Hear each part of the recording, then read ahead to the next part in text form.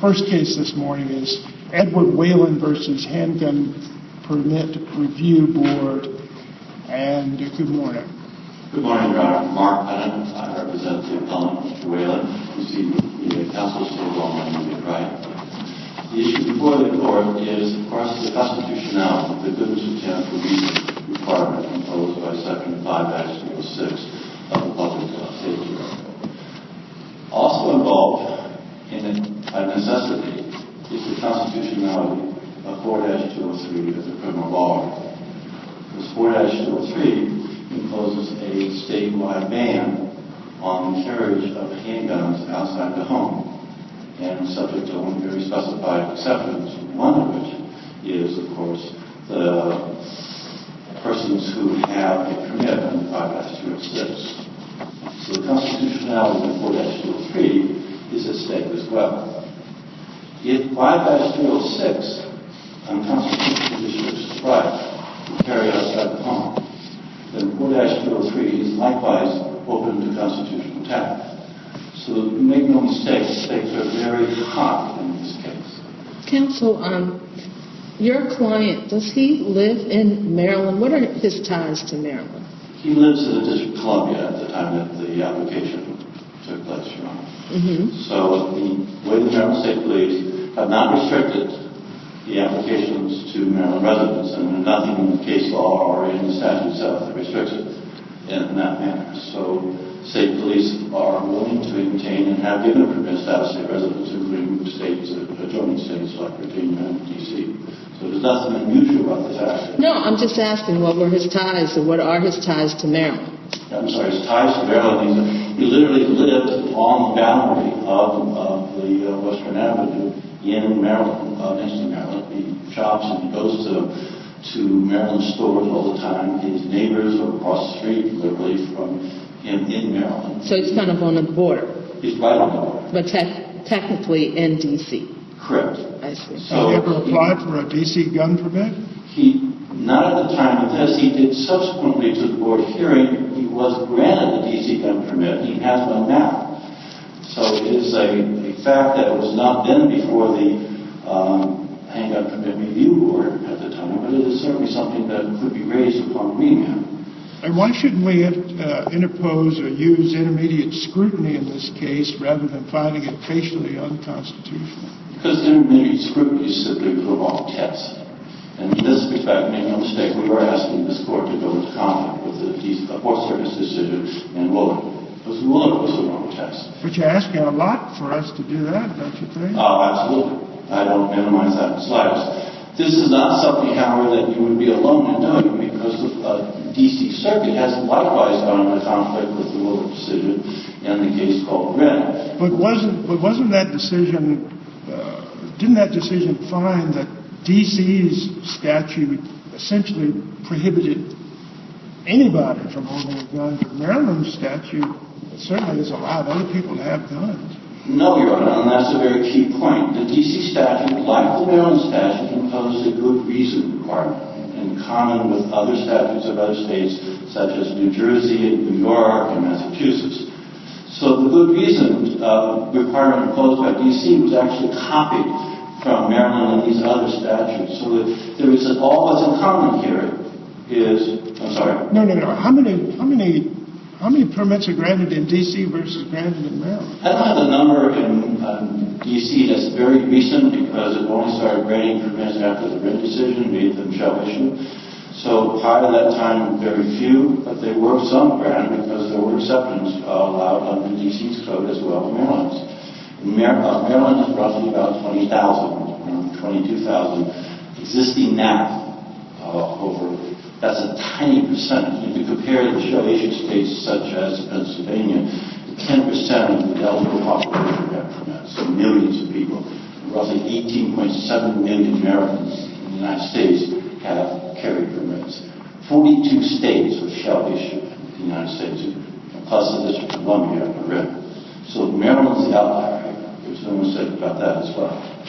So the issue before the constitutional issue is whether that good and substantial reason actually infringes upon the right itself. And then that means, of course, whether the right extends outside the home. No court of appeals has held that it does not extend outside the home at all. But was this issue brought up at the administrative hearing? He was not brought up in the administrative hearing. He was litigated in the circuit court. And Mr. Whalen, although an attorney, is not a member of the Maryland Bar. There is nothing in the published materials associated with the Handgun Permit Review Board that advises them that they have a right to advance constitutional arguments. The board itself is made up of part-time employees, part-time individuals who are appointed by the governor, most of whom are not lawyers. And there is simply no way for most people to know, who are typically representing for themselves, per se, to know that they must present these issues before. And it's not a mandatory requirement. It really makes no sense at all in cases where the facial validity of the underlying statute is an issue. And there's a case that I'd like to bring to the court's attention. It's the Allman case, ALLMOND, versus the United States Department of Health and Mental Health Services, where the Court of Appeals, Maryland Court of Appeals, for various reasons, had exactly the same issue where it was not raised before the administrative agency, was raised in the circuit court, and held that because the challenge there was a facial challenge to the underlying statute, they weren't going to hold the person to having forfeited the underlying argument by failing to raise it. And it makes no sense in a facial challenge, because a facial challenge does not involve the underlying rationale for having an agency with expertise to address that underlying issue. The board has no expertise in the law. It has no expertise in the constitutional issues presented before us. It really makes no sense to require Mr. Whalen to jump through that hoop. Well, the counsel, our cases have applied that rule to liquor boards, which are probably even less have less expertise than this particular panel. But the Court of Appeals and this Court have all held that such exhaustion need not be had in cases involving facial challenges. And none of the cases I don't think it's that unequivocal rule. It's just simply you say facial and you get to get around a preservation requirement. I think it's a little more sophisticated than that. Well, not much. If you look at that Alhama case I just talked to you about, there was a facial challenge to the constitutionality of involuntary administration of psychotropic drugs to a mental health patient. And the Court of Appeals very simply said, look, there's no point to requiring exhaustion where there's a facial challenge to the underlying constitutionality issue. I mean, the Court has no expertise in whether or not the Second Amendment applies outside the home. You would be asking them to present a challenge, as we have in our papers before you, to say that this Court's decisions in Snowden and Shearer are no longer good law, and that the whole that the Forest Service decision was not from controlling authority. That's a lot to ask of a lay board to hold. It's a lot to ask of a pro se litigant, which most of these litigants are before the board, to actually present before the board. The board, I can tell you, personal experience, doesn't think it has the authority to overrule this Court's decisions, much less the Forest Service decision. So I think there is really no earthly reason to require exhaustion on the facts of this particular case on the legal issues presented here. It simply is unfair. So that is, I think, is very, very fundamental. There's just no fairness associated with the idea that Mr. Whalen should have presented that. But going to the merits, I think the merits on this are really quite clear, and we urge the Court to follow the D.C. Circuit's decision in Wren. The right of self-defense is not limited to the home. And the fundamental core interest protected by the Second Amendment is the right of self-defense, not the right of self-defense in the home. The right of self-defense. And you need not read any further than the first sentence of the Supreme Court's decision in McDonald to see that, where the Supreme Court said, in the majority part of this opinion, that in Heller we said, we held that the Second Amendment embodies the right of self-defense, and we applied that to validate a restriction on possession of the home. So the right itself, and you have the Wren Court's decision going into this, you have the Ninth Circuit panel in Young v. Hawaii examining this at length. The core of the Second Amendment is the right of self-defense, and as the Seventh Circuit Judge Bozeman's decision made utterly clear, the right of self-defense obtains easily outside the home as well as inside the home. This state, like every other state... Mr. Bennett, may I interrupt you and ask Yes, you, of course. since you're citing these federal cases, what about Woolard? How does that figure into this? Woolard made the fundamental error of applying intermediate scrutiny. That's first. And we think the proper test is the proper test was applied in Heller and Sub, which is text, history, tradition. What Woolard did is say, first we're going to assume that the right succumbs. We're not going to they actually disdain the right in any inquiry into the history of the right itself. Therefore, it refused to construe the scope of the Second Amendment and then jump into intermediate scrutiny directly. That's fundamentally wrong, because once you apply the history of the Second Amendment, you will see that the right to carry outside the home ends the analysis. Just as it ended the analysis in Heller and McDonald. You don't then jump, and that's the error, into another layer of a two-step analysis where, okay, it's within the right, but we're going to deny it anyhow because we think it's too dangerous of a right. So that inherently is an error. And they compounded that error when it said that it survived intermediate scrutiny because the exercise of the right, we don't want people carrying guns in public. Well, that's the right itself.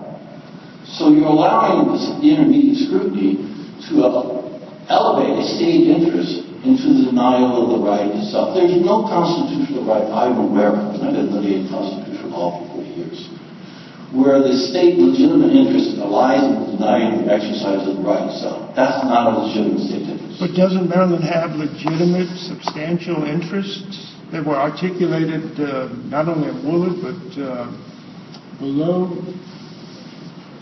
Would you agree that there are substantial interests for Maryland in regulating firearms? Well, in the general subject of regulating firearms, sure, they can regulate firearms. For example, they could regulate carrying outside the home by requiring training, as they do. I teach this course. It's quite rigorous. They require a live fire demonstration that's showing proficiency, and that's pretty rigorous. You have to have a minimum score. You could require a background investigation that's quite intrusive and quite extensive. We're fine with that. There's a face-to-face interview for new applicants. There's a separate qualification here that says persons who have proficiencies of violence. That's in 5-306A1, 6-1. And that's fine. We're not challenging any of this. The counsel, if you apply the test that you're advocating here, aren't all those suspect too? No, I don't think they are. What in history, tradition, or purpose protects that? And I suggest to Your Honor, the dissenting opinion of then Judge Kavanaugh and the Appellate decision, where he talks about this very subject matter and why he explains at length why intermediate scrutiny and, for that matter, strict scrutiny are balancing tests, where judge empowering ability to simply deny the right itself because the judges don't deem the right worth protecting. And that was the very point Judge Kavanaugh point. That's why you do text, history, and tradition as the governing test. So you don't want judges deciding on an ad hoc basis whether the right is worth insisting upon. This right is worth insisting upon. And we insist upon it. We want you to apply the test that the Supreme Court articulated in Heller itself and followed in McDonald. That's controlling precedent. Woolard is not controlling precedent. Now, as soon as the Supreme Court may reach these issues in the New York City case that has been granted and scheduled for oral argument on December 2nd, the Maryland case that's likewise before the Supreme Court on a petition for a social right of spouse September 26th in the Malpaso litigation. The Supreme Court has been holding all these cases in New York City. If the court wishes to be further guided in this area, then it can simply wait, as we suggested, for the Supreme Court to issue a decision in the New York City case. I'm going to suggest to the court that's more likely than not, I've been litigating with this for a long time, the Supreme Court will, in fact, say, you don't use intermediate scrutiny, you don't use strict scrutiny, you don't use two-step analysis, you use text, history, tradition, and if it falls within text, history, tradition, then the right obtains, just like the right against the right to jury trial, just like the right against self-incrimination, just the right to be free of cruel and unusual punishments. Those are categorical rights. It is a categorical right. And Then the Supreme Court ruled GBR and the rest of those cases, including carry cases, including the Maryland carry case, for application of proper inquiry. And I would suggest to you that there's nothing in the text history tradition of the Second Amendment that allows the state to eliminate or restrict to a small group of people the individual right to carry. Thank you, Your Honor. I reserve the remainder of my time. Yes, sir. Thank you very much. Mr. Bowen, good morning. May it please the Court, Mark Bowen, Assistant Attorney General, appearing on behalf of the Maryland State Police. Yes, sir. This appeal rises out of an action for judicial review of the decision of the Handgun Permit Review Board that Mr. Whalen had a good substantial reason to obtain a permit to carry a handgun. Mr. Whalen seeks to use this appeal to challenge the good substantial reason as violative of the Second Amendment. However, Mr. Whalen failed to present that issue before the Handgun Permit Review Board. More importantly, the Court of Appeals has held that the protections of the Second Amendment do not extend beyond the home. Further, the Fourth Circuit Court of Appeals has upheld the good substantial reason requirement in the Willard case against constitutional challenge. Finally, the Board's decision in this matter is supported by substantial evidence and should be affirmed. Mr. Bowen, wouldn't you have to agree with Mr.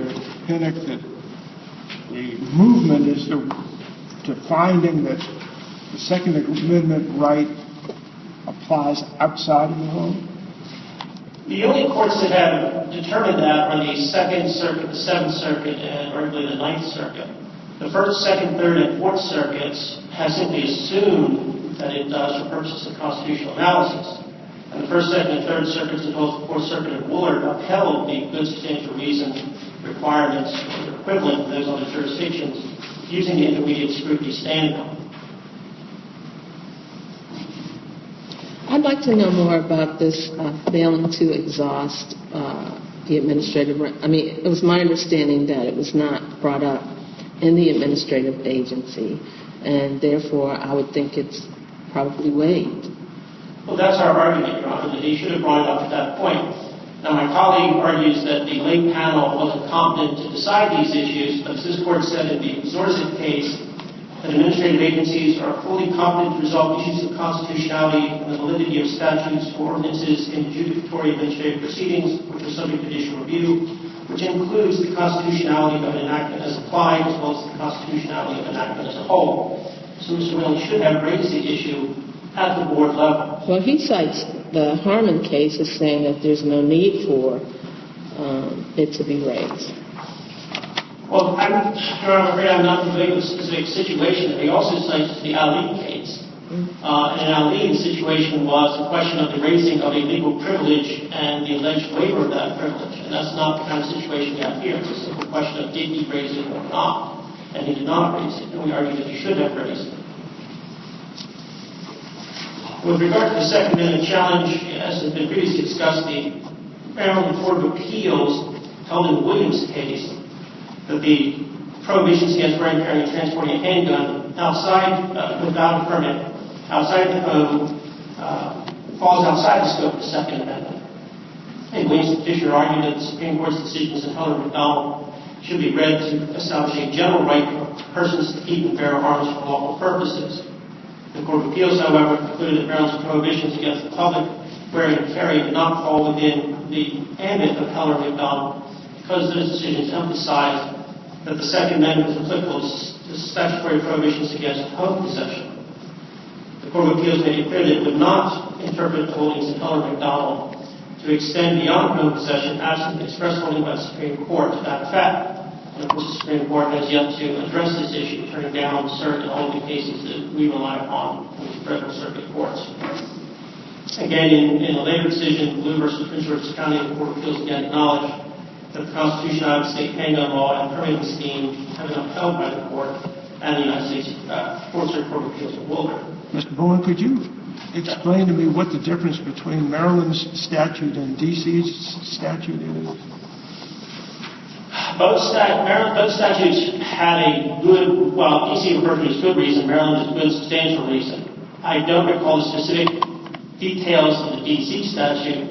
The D.C. Federal Circuit basically imposed any sort of restriction based on need or requirements, basically converting D.C. into a shall-issue state. Do you know how many permits have been issued in Maryland versus in D.C.? I don't know what the current number is. Historically, of course, Maryland's handgun permit statute dates back to the 70s.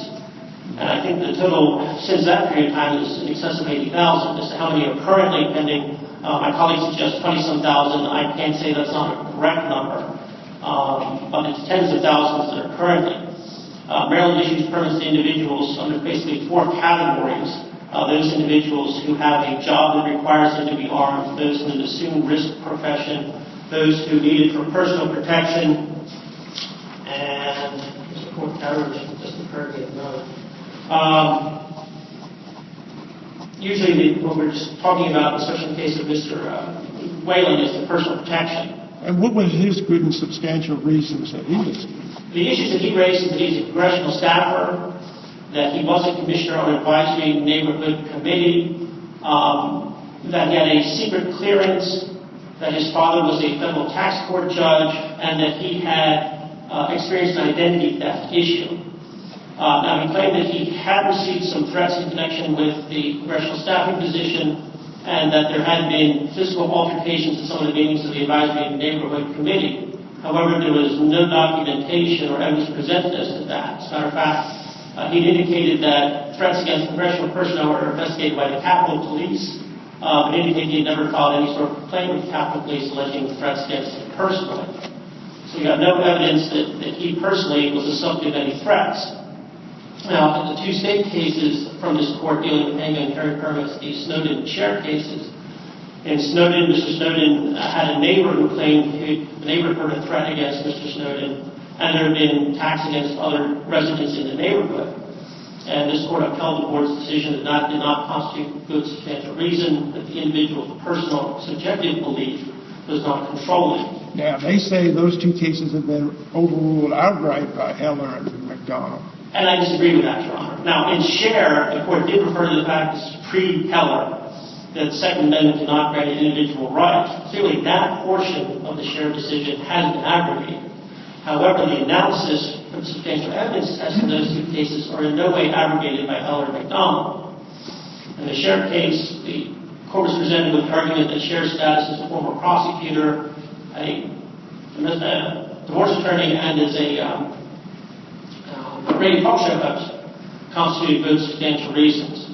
But again, as with Mr. Whalen, Mr. Sher didn't present evidence that he had been personally threatened. And the court noted that Sher's argument for a permit was less than that for Mr. Snowden on that basis. So that's the analogous situation we have here. There's no actual threats made against Mr. Whalen that he has pointed to. And was there any contention that any of this occurred in Maryland? I thought that all of the statements he made with respect to threats or issues regarding his personal safety all related to the District of Columbia. My recollection is that his claims of threats with regard to being a congressional staffer and the claims that there have been physical altercations in the advisory neighborhood committee meetings, those have occurred within the District of Columbia. I also don't recall him making any statements that he had received threats within the state of Maryland. Now, Mr. Whalen also argues that the Woolard case created a new standard for determining whether an individual can have a permit in Maryland, that being palpable need. Now, the court in Whalen made one reference to that phrase, palpable need, and clearly did not create that as a new standard for determining whether good substantial reason apply. Instead, the Woolard court referred to the 4 categories that the state police use to consider good substantial reason, that being business activities, regulated professions, assumed risk professionals, and personal protection. And with regard to the personal protection, went on to recite factors the state police considered in evaluating the need. And there were 5 of those factors listed. And of course, the Woolard court cited to both Sher and Snowden. Now, while the Fourth Circuit did not come out and explicitly endorse the state police analysis, their recitation of the categories and considerations used by the state police and citations, quotations from Sher and Snowden, I would suggest clearly indicate that the court was not attempting to create a new standard for palpable need, was recognizing the standards the state police had already applied. Counsel, a Maryland court isn't bound by what the Fourth Circuit interpret the Maryland statute to be, right? I mean, Agreed, Your Honor. This court is not bound by that. We argue that this court should be guided by the decision in Wooler. That decision, of course, initially was a cert petition sought at the Supreme Court, which the Supreme Court turned down. And the Wooler decision was again cited in the Malpaso versus Pelosi, a more recent federal case, again, of trying to challenge the good substantial reason requirement under the Second Amendment, and the Fourth Circuit again rejected that argument, citing the Wooler case. And the Wooler case, as I said, is consistent with the decisions from the First, Second, and Third Circuits, but it's also upheld equivalent good substantial reason requirements under the intermediate scrutiny standard. If the court has no further questions. I'm sorry? If the court has no further questions. No, thank you. All right, thank you very Thank you, Your much. Honor. Mr. Pinnock, you reserved 5 minutes. Thank you, Your Honor. Yes, sir. So really there is very little difference between the D.C. statute and the Maryland statute as implemented by the Maryland State Police. And I refer the court to something that's publicly available as subject to judicial notice. A standard operating procedure used by the Maryland State Police is easily found simply by Googling Maryland State Police SOP. And then the operative portion of that, and that's SOP 29-19-004. And it defines what personal protection is for purposes of giving a permit for that reason. It's a good substantial reason for wearing and carrying or transporting a handgun for an individual who is at significant risk of danger from another individual, and where the individual's apprehended fear of reprisal is based on more than his personal anxiety and beyond that of the average citizen, that he is being targeted by individuals who wishing to cause him or her harm. That's exactly the circumstances that was copied by D.C. and put into the statute, and that was at issue of Wren. There is no material difference in how these two statutes are administered. Now let me address the waiver point briefly. Mr. Whalen did not raise the waiver point before the circuit court, and his waiver is not jurisdictional. It can be forfeited. The waiver argument is forfeited here by failing to raise it in circuit court below. A waiver, they have waived the forfeiture argument or forfeited the forfeiture argument, but not waived it in circuit court. That's recognized standard waiver procedures. So to the extent that they wish to assert that, they could have done so in circuit court. They have not done so. It is therefore forfeited under the rules. So I would like to stress again the Whalen case, and I have the citation, I have it in my hand. It's 448 Maryland 592. This is at page 606, and where the court went to some lengths to stress how the facial challenge did not implicate the reasons for requiring the preservation of an argument for an administrative agency. And I'd like to further stress the administrative agency in that case was an ALJ, a law ALJ.